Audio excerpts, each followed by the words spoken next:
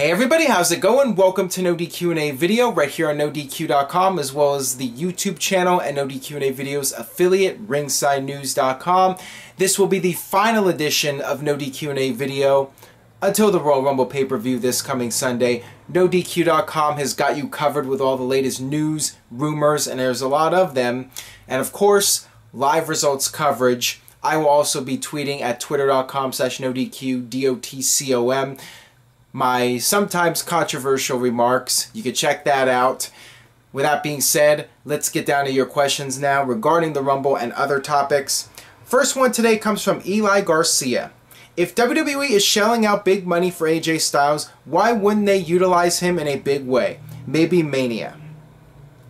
The fact that he will be debuting on the main roster and not going through NXT, that indicates that WWE is going to invest in AJ Styles, and he's not just going to come in as some rookie, but rather a guy who has had worldwide experience, and he will be portrayed right away as a world caliber athlete. And I think that that's the way to go. AJ is 38 years old. It's really now or never for him, and I think it's in WWE's best interest to give AJ Styles a immediate push and make a big deal out of him, as big of a deal as possible. And if it was my call, if it was my decision, I would have AJ Styles win the Royal Rumble, because that would create a huge buzz for WWE. It would be something totally un-Vince-like, and I think it would get a lot of people talking in a positive way. The AJ Styles fans would be going crazy, and your casual fans would be interested. They would wonder, who's this new guy who's coming in and in his first match winning the WWE title? They'll be saying things like, I want to know more about this guy. And I think that it would create a tremendous water cooler effect, where you would have people going to their jobs and talking about this guy AJ Styles, and people would be interested in tuning into WWE programming because something shocking and unexpected happened. That's why I think AJ should win the Rumble.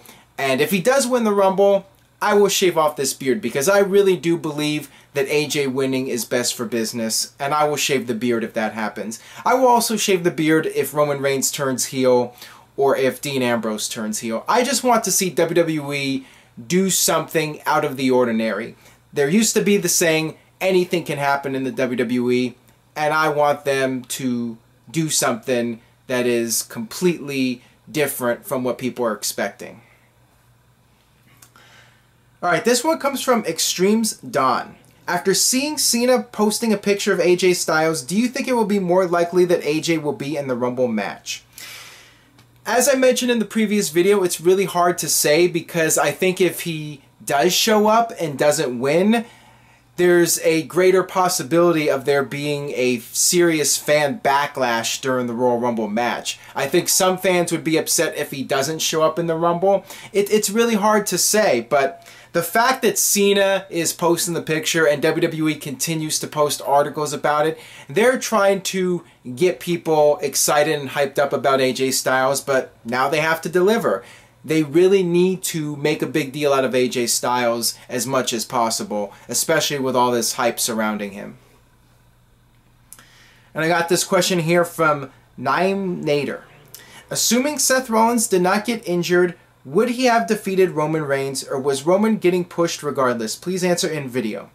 Roman Reigns was definitely getting pushed, and I believe if Seth Rollins had not gotten hurt, Roman Reigns would have been the guy to beat Seth Rollins. I think that it was inevitable, and it probably would have happened at Survivor Series. I mean, there were some people thinking maybe Seth had a chance of staying champion and eventually breaking CM Punk's record, but I doubt Rollins would have held the title into WrestleMania. I think he would have lost it at Survivor Series, and WWE would have gone in the direction of Seth Rollins versus Triple H. Alright, got this question here from AceMaker25, or 025. What do you think about Matt Hardy winning back the TNA World Heavyweight Championship and the heel turn? Hashtag save the beard. I enjoyed it. I actually thought TNA did a really good job with the double turn, and it's one of the best things TNA has done in several months.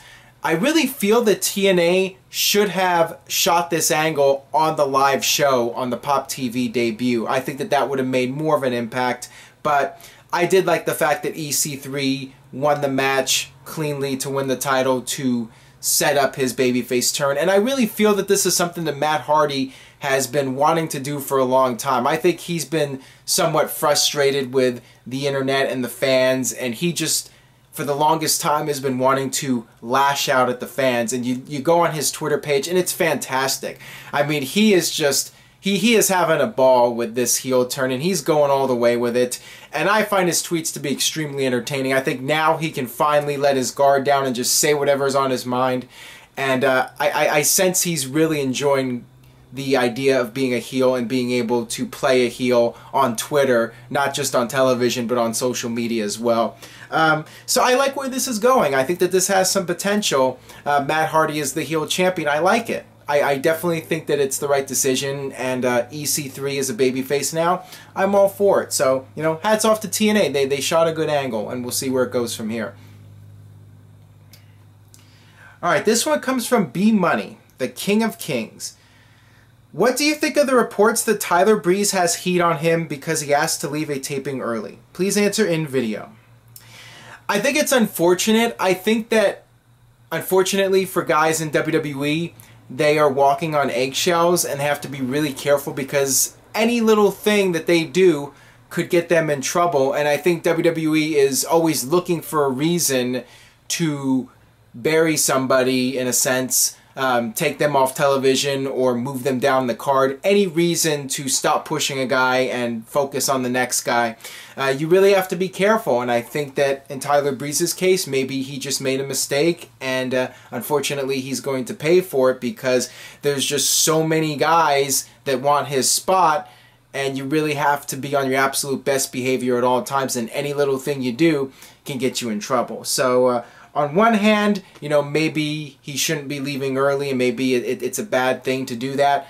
But on the other hand, you know, guys, you know, they should be able to not have to walk on eggshells constantly in the locker room and worry about their job security if they make one little mistake or say the wrong thing to the wrong person.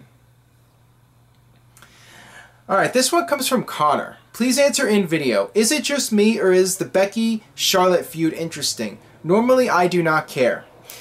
Well, I think that Becky Lynch has done a good job. I think that she's done better than perhaps some were thinking. And also, I like the pairing of Charlotte and Ric Flair as a heel duo. And I think Ric Flair is helping as well. His involvement in the storyline is making it more interesting. So yeah, it's definitely better than some of the recent stuff between Charlotte and Paige and Charlotte and Nikki. This has been some of the better Diva segments in recent history involving the three of them, Becky, Charlotte, and Ric Flair. Alright, this one comes from John. Hey, did you find the 1990s Rumble lame with faces working as a team and heels working as a team when it was not every man themselves? In the early Royal Rumbles, it really didn't bother me at the time because there wasn't anything significant on the line for the Royal Rumble winner. It wasn't until '92 when the WWE title was on the line. At that point, you can make the argument that it makes no sense for guys to be working together in the Rumble match when they're trying to win the WWE title.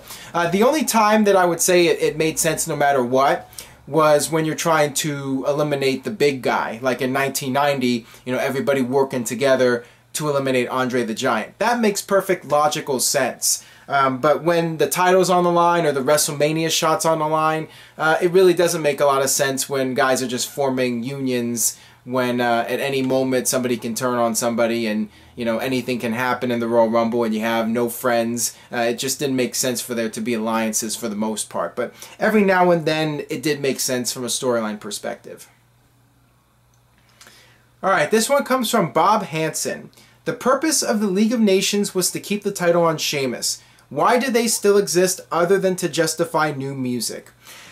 I think the idea behind the faction was just to have a strong heel faction in the company, since nobody was really strong enough on their own as a heel, and WWE was and still is desperate for top heel acts in the company.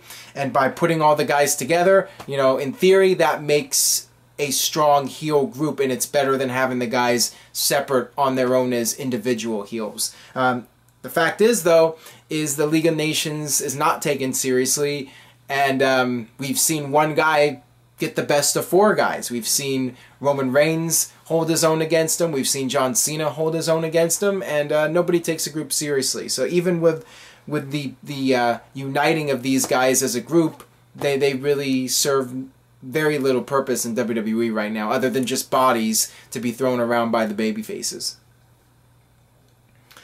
Alright, this one comes from Josh Fuller. Do you think the way WWE dealt with Sting is a big indication that AJ Styles really will go nowhere? Please answer in video. Not necessarily, because with Sting, he was the last holdout from WCW when you had that very personal WWF versus WCW war. And I think it was personal with Vince to send a message that, hey, WWE really was the greatest league of all time. And if there was any doubt, Triple H, one of the top guys from the Attitude Era, beat Sting, one of the top guys from WCW. With AJ Styles, it's a little bit different. First of all, AJ Styles is younger. He's coming in working full-time in WWE. And he was part of TNA. And TNA was never really on WWE's radar. They, for the longest time, did not want to bring in TNA stars, but things have changed now. We've seen WWE open to the idea of bringing in guys from TNA, and AJ's been gone from TNA for several years, so they can say, hey, this is a world-class athlete from promotions like New Japan Pro Wrestling and Ring of Honor. They don't even have to mention TNA. They can just mention New Japan. And, you know, they're perfectly fine with that. You know, it's better than mentioning competition in the United States if TNA is even considered competition by WWE, which really they aren't. Which makes it even more silly sometimes why WWE refuses to acknowledge TNA's existence at all. Alright, this one comes from Jared J. Smith. Hey Aaron, do you think it's time to bring some of the NXT tag teams on the roster? I'm tired of the Usos versus the New Day. I definitely feel that the New Day is running out of tag teams to face, and that's why I think there's a good chance the Usos will win the belts at the Royal Rumble pay-per-view and New Day will get a rematch. I still think it might be too soon to bring up new tag teams.